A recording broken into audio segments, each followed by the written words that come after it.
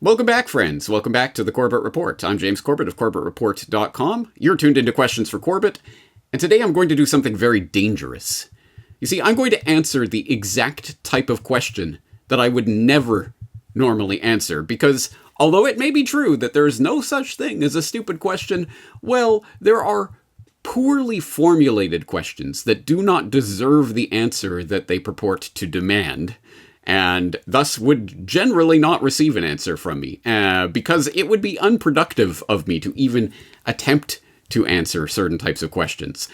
But actually, for the purposes of today, I think it's helpful, actually productive, to model to everyone out there what a poorly formulated question looks like, why it is poorly formulated, and how it could be better formulated in order to provoke an actually interesting question that will provoke interesting answers. So, having said all of that, the giant flashing warning on the screen that Brock is going to put here will let you know this is the type of question I will never answer, so don't ask it.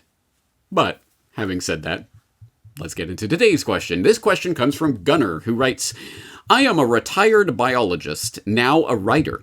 Together with a co-author, I am looking for information to verify claims in one of the interviews you had with Dr. Tim Ball about climate research and climate conclusions.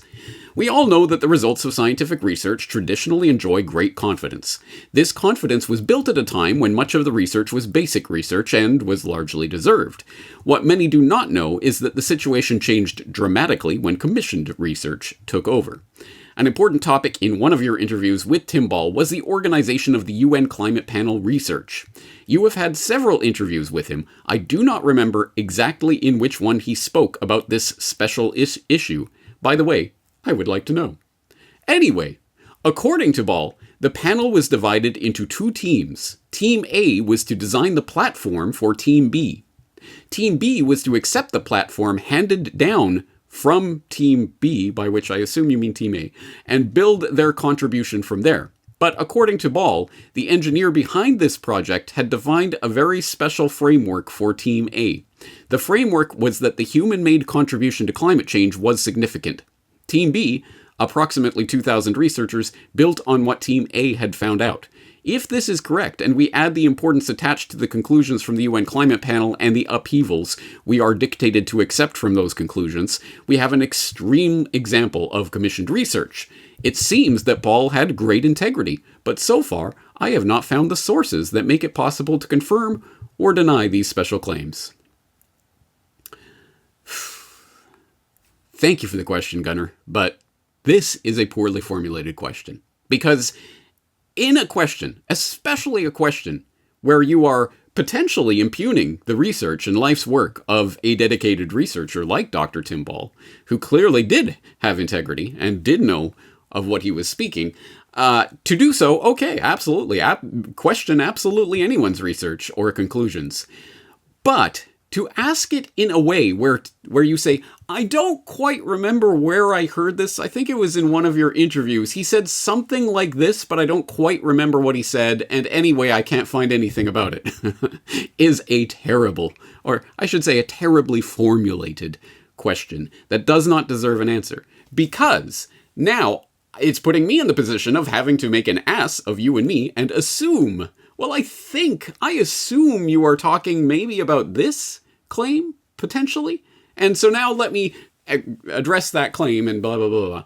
Well, what if I assume wrong? What if that isn't what you're referring to? What if you're referring to a completely different interview in which you made some completely different statement? So let me put it this way. I do not have great faith in Gunnar to be able to produce a well-researched book if he cannot even find the actual quote of what it is he's attempting to research. It makes absolutely no sense to me. If you are going to say, Dr. Tim Ball said this, and I can't find any evidence for it, great, wonderful, that is a well-formulated question. And especially in quotation marks, Dr. Tim Ball said, quotation mark, exact quote, but, da-da-da-da. That's a good question, because that is productive. Okay, now we know exactly what you're talking about. But to say, at some point, I think Ball said something like this somewhere in one of the dozens of interviews you had, or maybe it was someone else, and it was something about a team A and B or something like that. Sorry, that is not the kind of question that I will answer. If you're going to talk about my research, someone else's research, quote them exactly. Know what it is. You have to know what it is you are asking before you can expect an answer from it. Having said that, okay, thank you for the question, Gunnar. So now I'm going to assume, and I'm going to guess, that probably you are referring to this statement from Dr. Ball. So when they set up the Intergovernmental Panel on Climate Change, Maurice Strong, we should talk a lot about, he wrote the terms of reference. And the first term of reference was the definition of climate change. And he limited it deliberately to only human causes of climate change. And of course, that effectively eliminated all the natural causes, natural variability, which is why you see them not looking at things like the sun and a whole bunch of other issues. And of course, he then limited it even further in another term of reference that he set it up into 3 working groups. There was the technical group, working group 1, which wrote the science report. And that was 600 of the 2,500 people. The other 1,900 were in working groups 2 and 3. Now, they were inconsequential because they had to accept the findings of working group 1, which were already limited by their terms of reference. So whatever their finding was, working groups 2 and 3 then said, okay, you telling us it's going to warm, we accept that as fact. We now look at the implications of that. And that's where you hear all these stories about, oh, the ice is going to melt, the sea level is going to rise. So really, the majority of the report by 1,900 scientists is accepting without question the finding of the first group. Now, Strong, it really restricted it even more because they then, they came out and said, look, this report is not to be used for policy. But then they set up the summary for policymakers, the absolute contradiction of that. And the summary for policymakers is written by a completely separate group. And then they write it independent of the science report. They write science reports finished and set aside. The summary for policymakers is written and given out to the media. So, for example, the last report, the fourth assessment report, came out in 2007. The summary for policymakers was released in April. The science report wasn't released till November. But the rules, the terms of reference that Strong wrote said that the summary for policymakers goes back to the science report people and says, make sure your science report agrees with what we've put in the summary. So it's like an executive of a company writing the summary of a report and then telling the employees to find the facts to agree with the summary. And it's the most unbelievable process you can imagine. So it's in those terms of reference through the IPCC that not only have you effectively eliminated most of the major causes of climate change, the natural variability. And of course, if you think about it, unless you know how much natural variability there is, how much natural climate change there is, and what are the fundamental causes of that, you can't possibly identify that fractional part that may be due to humans. But that's precisely what they're doing. And so that's why things appear so illogical and why so much is left out of the IPCC or Intergovernmental Panel on Climate Change reports, which have become the authority. All right, there you go. Dr. Tim Ball talking about the structure of the IPCC.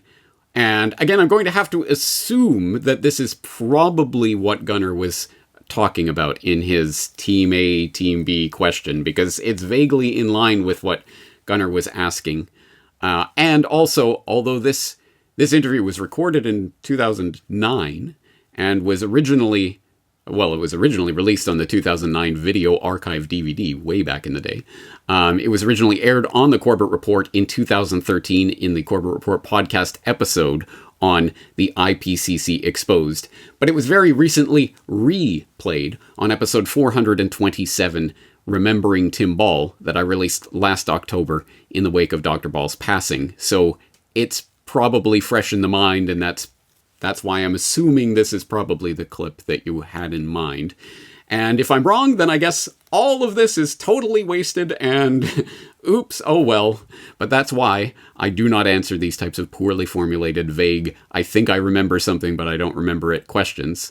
But now that we've broached the topic, and now that I've selected this clip to talk about, why don't we get into it? And I'll just assume that this is what the question is about. And if, really, this is it. I've already provided the answer because the question has the answers embedded in it, sometimes actually quite literally. I mean, for example, Team A, Team B, something about what? No.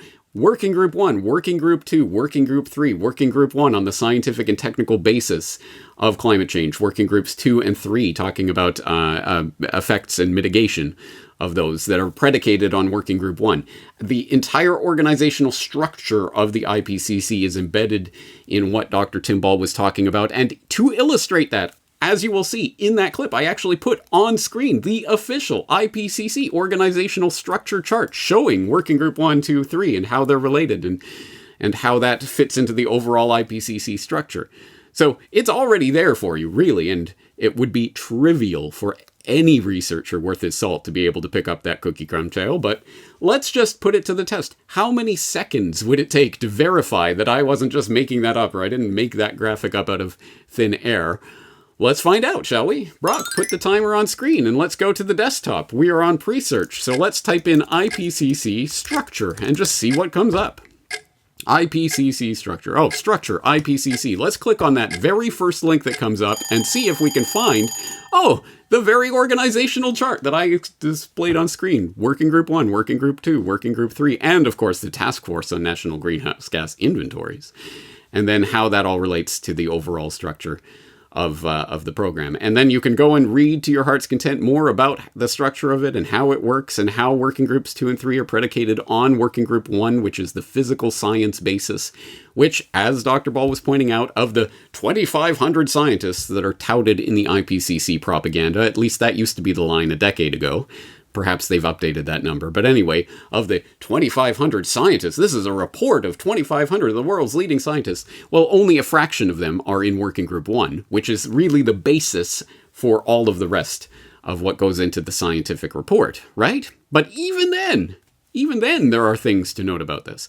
All right, so there, as I say, Brock, how many seconds was that between going to the desktop and finding this structure? No more than 10, right? Anyway, whatever it is, this is the point. It's exceptionally easy. Once you know what it is you are asking, it is usually a lot easier to find the answer. But fair enough. And as I say, here is the IPCC website, so you can search to your heart's content and read about and read all of their documentation and find out more from their perspective about how they're set up. But perhaps as a good researcher, you don't just want to take them at face value. You don't want to say, okay, well, the IPCC says, therefore, that's the ironclad truth. So you want something more substantial. So you're going to go to another source of information, like, say, the Corbett Report. And you're going to look in the search bar of the Corbett Report. Hey, did you know there's a search bar on CorbettReport.com? Because there is. I know some of you don't, because I continue to get emails on a regular basis about it. But anyway, here's the search bar right under this part that's called search.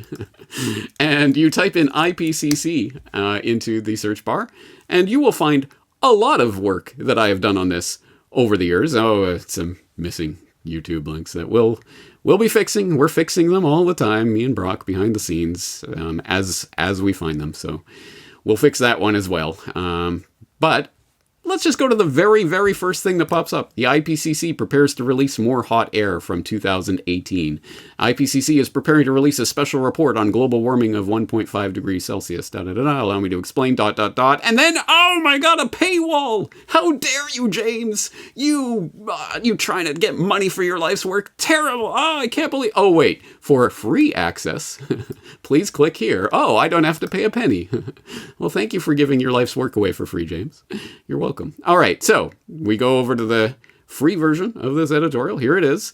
And there's some interesting nuggets in here. A lot of links, as you can see, as always, because I always cite my sources and show what I'm talking about. But if you want more details on what Dr. Ball was talking about, let's start here. There are two things to note about the UNFCCC. CCCC, the UN Framework Convention on Climate Change, and its role in setting the climate change agenda. Firstly, as viewers of Why Big Oil Conquered the World will already know, the 1992 Earth Summit was the love child of Maurice Strong, the highly unlikely father of the modern environmental movement. Strong himself founded UNEP, United Nations Environment Program, in 1972 and served as its first executive director. And then blah, blah, blah about Strong. Hopefully you know that story by now. If not, it really behooves you to look into it. It's an absolutely crazy story. But anyway, so here's the man who was extremely influential as a father figure that stewarded over the Rio Summit that gave birth to the UNFCCC and the founding of the IPCC.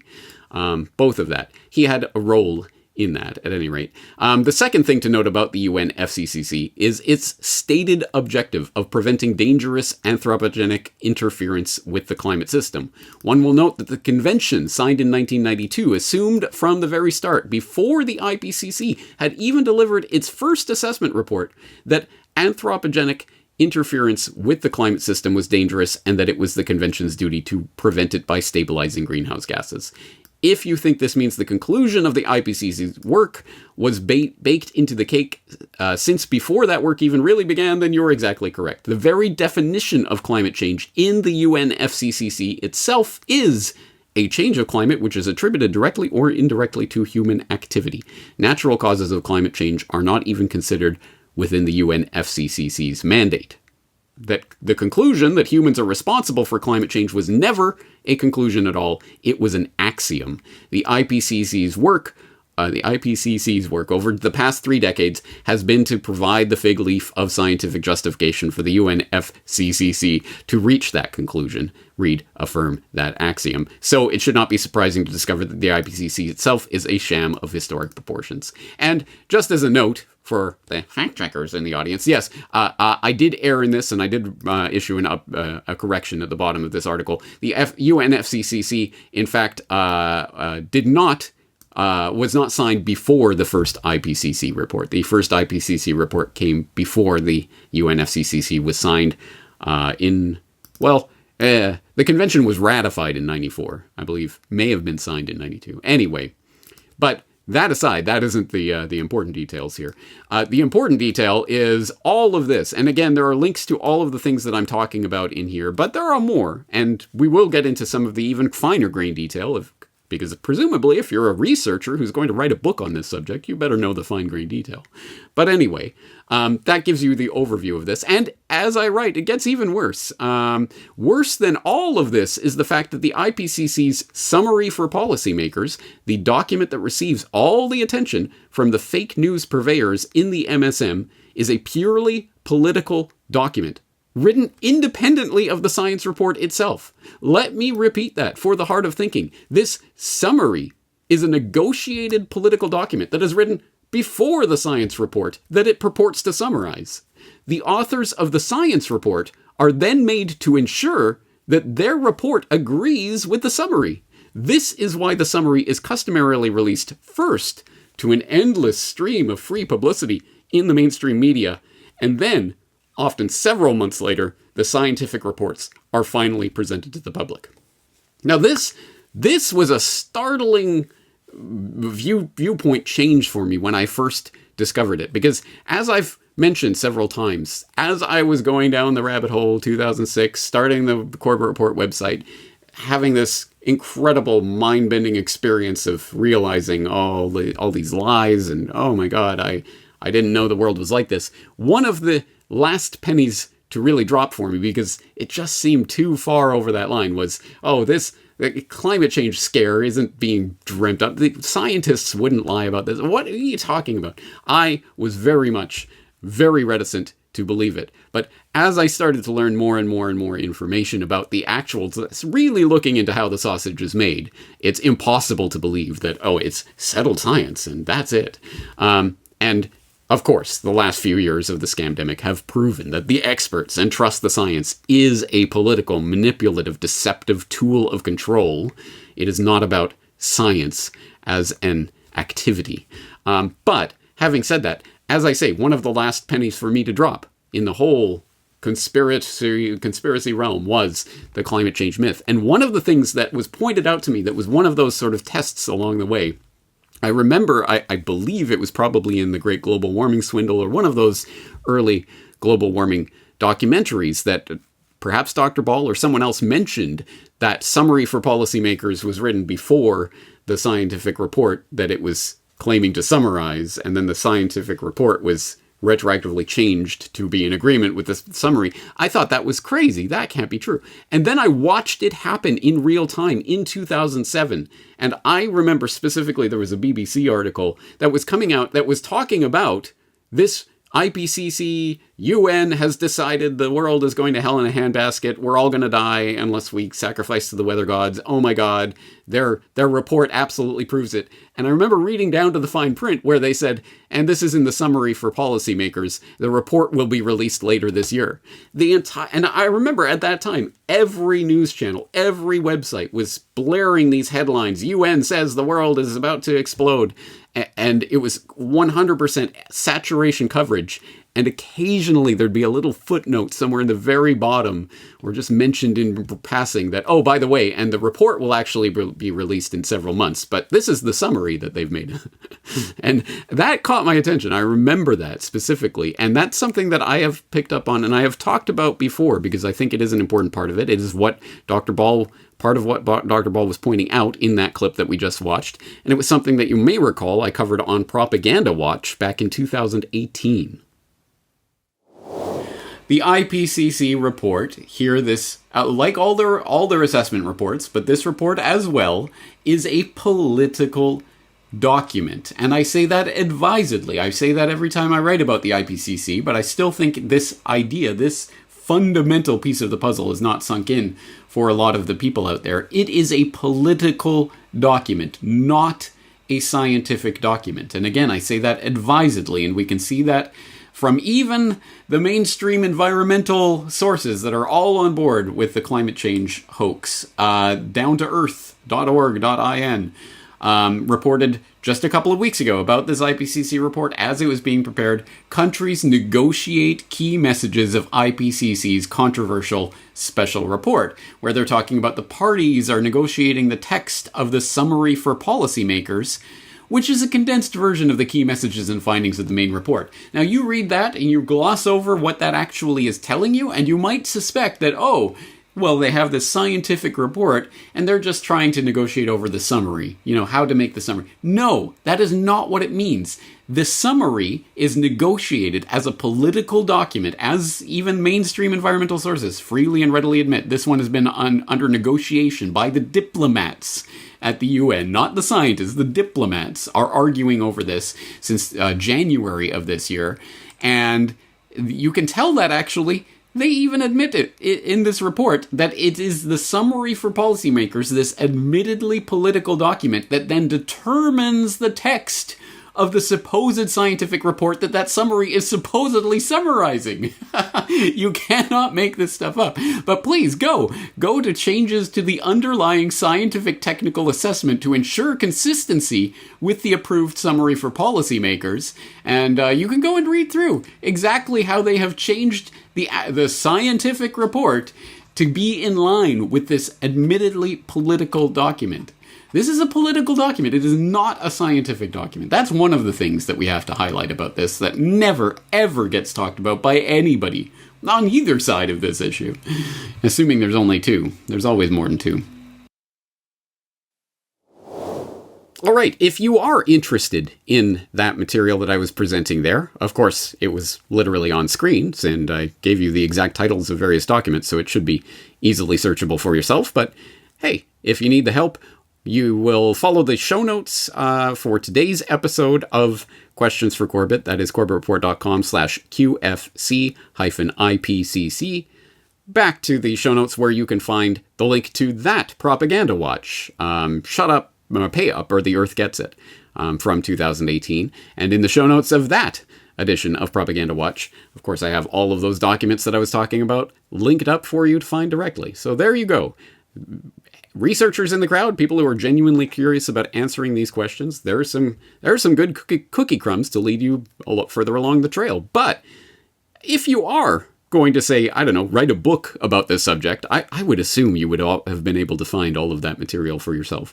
But perhaps you want to get even into the finer grain detail and really, really know your stuff. Go back to source documents, really know this stuff inside and out, fine grain detail, so that you can counter the actuallys of the fact checkers who are going to try to debunk what you said by pointing out something else that was said somewhere else, or that was wrong, or that was out of context, or blah, blah, blah. So let's get into the finer grain detail. And in order to do that, let's go and contrast the question that we're purportedly examining today with a properly, really well-formulated question that shows that the person really knows what they're asking, and thus you can really hone in on the answer. So let's look at an example of that. And we'll take today's example from a remarkably similar question, which I received several years ago now, on why big oil conquered the world, which of course you know by now. The full documentary is at CorbettReport.com/bigoil. This particular post of podcast episode 321, Why Big Oil Conquered the World, has of course, the video, the audio, the complete hyperlinked transcript, and then hundreds and hundreds of comments. And if you scroll down through the comments and down through the comments, you will eventually arrive at this comment left by SC Pat on October 29th, 2017 at 2:47 p.m. Japanese Standard Time, because that's what my servers are set to. And here's a well-formulated question. I do not see a hyperlink in the transcript of this documentary to the terms of reference that limit the scope of the IPCC's definition of climate change as being only created by man. That would be a key piece of information, PDF document, to have. At 59 minutes and 4 seconds, Dr. Tim Ball says, quote, when they set up the Intergovernmental Panel on Climate Change, Morris Strong, who we should talk a lot about, he wrote the terms of reference, and the first term of reference was the definition of climate change, and he limited it deliberately to only human causes of climate change. I do not see a hyperlink in the transcript to those terms of reference. I looked up the IPCC terms of reference myself and could not find where in the document it says humans are the only cause of climate change. Here is the link to the terms of reference, and here is an actual link to the IPCC terms of reference. All right, and then further digging into the climate change, the IPCC scientific assessment, and there's more documents and things that SC Pat refers to. But there you go. Beautiful. A precisely formulated question. He quotes Dr. Ball exactly, and we can see exactly what he is asking, exactly what information needs to be proved or debunked or whatever. Okay, great. That is the way to do it. So, the confusion here is because we're talking about the IPCC, we're also talking about the UNFCCC, the United Nations Framework Convention on Climate Change, that runs the conference of the parties, the COP, that meets every year and is trying to always pass the global government in the name of saving the earth from the weather gods. And these are obviously linked, but not the same organization. So there is confusion that's going on here. Dr. Ball speaking off the cuff, talking about the Intergovernmental Panel on Climate Change and its terms of reference. But in fact, we're talking, in this case specifically, about the UNFCCC convention, that convention itself. So I replied to SPC Pat on October 29th, 2017 at 5 p.m., so a couple hours later, noting it is from the actual convention itself, Article 1, Paragraph 2. So, and I linked it up. So let's go follow that link, and you will find I have linked up the United Nations Framework Convention on Climate Change. Here it is, folks, the actual one from 1992. And You will note, again, this is the actual convention, and it's got the usual preamble, acknowledging, noting, blah, blah, blah, recalling, da-da-da-da, yada, yada, we've resolved, da-da-da-da-da-da, right? So let's go to Article 1. Section 2, Paragraph 2, here it is. Climate change means a change of climate which is attributed directly or indirectly to human activity that alters the composition of the global atmosphere and which is in addition to natural climate variability observed over comparable time periods. So there it is. That is exactly what Dr. Ball was referring to. He mistakenly, off the cuff, in our conversation, said Intergovernmental Panel on Climate Change. He was referring to the United Nations Framework Convention on Climate Change, Article 1, Section 2. But that, again, that was in a live, extemporaneous conversation. That was not Dr. Ball writing a scholarly article on it, but he did get the substance of it correct. As evidenced by the fact that if you continue reading my response to SCCPAT, more details about the changing and deceptive nature of this definition here. And I link up this article, which was hosted on What's Up With That. I'm sure it got published elsewhere as well. But it was a guest essay by Dr. Tim Ball on why and how the IPCC demonized CO2 with manufactured information. And here again, this is where he notes, exactly, word for word, people were deceived when the IPCC was created. Most believe it's a government commission of inquiry studying all climate change. The actual definition from the United Nations Environment Program, Article 1, of the United Nations Framework Convention on Climate Change limits them to only human causes. And there's that quote that we just read directly from the UNFCCC, the literal document itself, a change of climate which is attributed directly or indirectly to human activity, blah, blah, blah.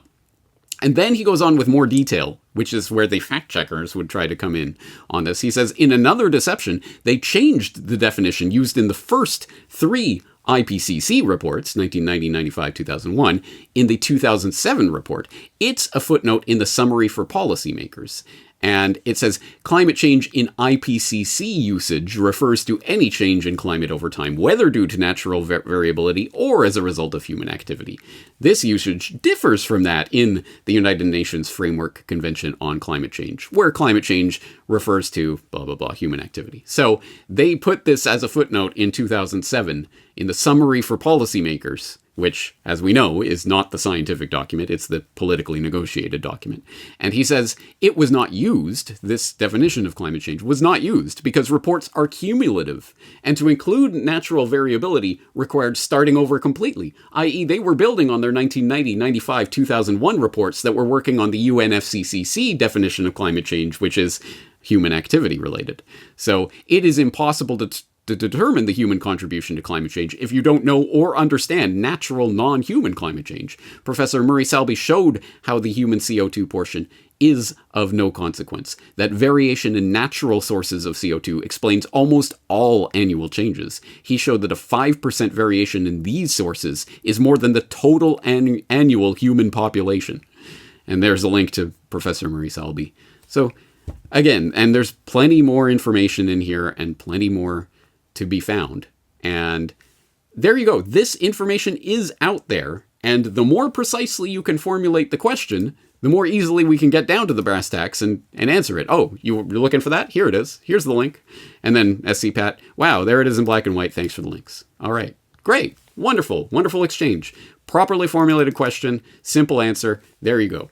So, that all being said, this is why I do not and will not answer this type of question where I think I remember something along these lines, but I don't remember what it was, and I think someone said something like this that I don't quite remember, and I can't verify that. Is not a question. If you are going to ask information of someone, and of course I'm not just talking about questions for Corbett, I'm talking about questions anywhere in the real world, put on your thinking cap. Go to the actual source where you're getting this from. Quote the person exactly. And that will limit so much of what you're asking or what you think you're kind of nebulously wondering about. Obviously, we all have questions that are kind of vaguely formulated, but when you're going to try to actually, say, write a book on a subject, you would think you would go to the actual source and get the exact quote so that you can narrow it down and have an actual askable question that can be definitively answerable. That being said, anyway, as a bonus for today's episode, not only do you learn about proper formulation of questions, you also learn a lot of info about the IPCC and the UNFCCC. And I would say, as one note on this, the fact checkers will probably come back and say, well, Morris Strong didn't write the United Nations Framework Convention on Climate Change. You think he wrote that all by himself? And so, yes, I would concede that it was probably not Morris Strong who personally wrote Article 1, Paragraph 2 of the UNFCCC, but undoubtedly, Morris Strong was a very important player behind the scenes in the creation of the UNFCCC, in the running of the Rio Summit from which the UNFCCC sprung, connected to all of the players that were involved at that table in the drafting of the convention. So it's a bit of synecdoche. I can't remember my forms of rhetoric anymore. Anyway, people can look that up. Referring to Morris Strong as the author of this definition. I'm sure he had influence in getting that information put forward. But if I was going to formulate this, say, in a book, if I was going to write a book about this, I wouldn't say Morris Strong wrote this, unless I had some actual information of specifically he talked to this person on such and such a date and they decided to formulate. I don't have that level of detail on this, but I do know it is there in black and white. Here it is. I can point to it. I can point you to the IPCC structure, which you can search in under 10 seconds. I can point you to various articles, documents, and things that prove that the IPCC is rigged in case you need that. Anyway, all that being said, that's going to do it for today's Questions for Corbett. Thank you as always for your properly formulated questions, and I'm looking forward to talking to you again in the near future.